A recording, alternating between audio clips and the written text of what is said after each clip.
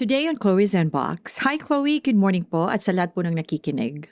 Nais ko lang pong humingi ng payo. Isa po akong college student graduating. A year ago, nagkaroon po ako ng nobya. Pareho po kami ng school at graduating na rin. Isa po siyang architecture student at ako naman po ay isang preschool teacher. Last year, naghiwalay po kami dahil sa pag-aaral. Nagsabay po kasi yung OJT, schoolwork at family problem kaya nag-lead to break up yung relationship namin. After a week, nagkausap ulit kami from legal relationship ay naging illegal po kami. Bumalik kami sa mga dating gawain ng magnobyo at nobya. Gala, kain at bonding sa mga favorite spots namin. Though wala nang kami dahil mahal ko siya, Chloe, kaya I just went with the flow but she left me again. Naging ako naman po yung abala sa OJT. Sa pagpasok ng taon, na-divert yung attention ko sa pagtuturo. But lately, after a month na hindi niya ako kinontak, nagkita ulit kami dahil nalalapit na yung birthday niya. By the way, I made a promise to her nung kami pa na lagi niya akong kasama mag-celebrate ng birthday niya. I love her so much, Chloe. Kaya laging ginagrab ko yung opportunity na makasama o makausap siya. Hindi ko na iniisip or hindi ko na iniisip kung may kami o wala. Ayos lang din sa akin na napapasaya ko siya. I understand na kailangan naming maghiwalay para makapag-focus sa personal goals namin. Pero Chloe, bigla-bigla na lang siyang nawawala at bumabalik. Yung assurance na gusto ko, hindi ko alam kung mahal niya pa ba ako o hindi. Please help me, Chloe, to clear the things or to clear something sa akin. Thank you and God bless. Heaven.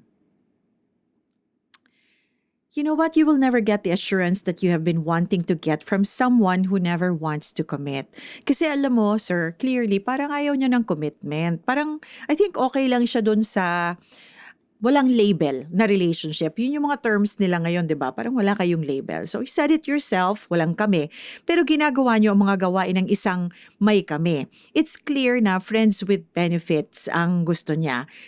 And she doesn't want to be called your girl. Ayaw niya siguro ng commitment. Baka naman meron siyang ibang priorities. Hanga ako and at the same time nababahala sa mga babaeng kaya ang ganitong setup. Pero marami ng ganito ngayon eh. Marami ng mas gusto nila ang ganito. Kasi what if mabuntis? Okay, granting na maingat at hindi nabubuntis. Pero, you know, physical intimacy kasi is the ultimate expression of love. At least for me. And I'm sure marami pa rin namang mga iba na mag-a-agree sa akin, diba? You do it only repeatedly, sana with someone that you love. And if you do it just for the sake of doing it, then you should think about this. You two are not exclusively, probably doing this exclusively. Diba? Parang siguro baka hindi lang kayong dalawa on her part. She's probably also parang naisip ko lang, 'di ba? Baka ginagawa niya rin sa iba. And that could be alarming. Nawawala siya at bumabalik. Kasi pagbalik niya, andyan ka pa rin. If she doesn't want a commitment, then by all means, on your part, maybe you should also stop taking advantage of her. I-encourage mo na lang. Ini-encourage mo kasi yung behavior niyang gawin to ng gawin by being there when she needs a companion, especially, physical intimacy. So, baka mas nai-encourage mo pa siya sa ganong klaseng behavior. Baka isipin niya okay lang yung ganon. So, I would say na, for you to stop taking advantage. Wala kayong relasyon. That's the truth. Walang kayo. So, yun talaga yung klarado para sa akin if you're asking me to clear things for you. So, kung okay lang sa'yo yung ganong sitwasyon, then sige lang, kung doon ka masaya.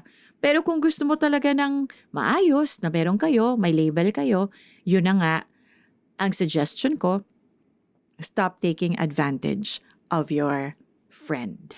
Hey, thanks for watching! For more exclusive videos and Artist interviews, you can check out our videos by clicking here.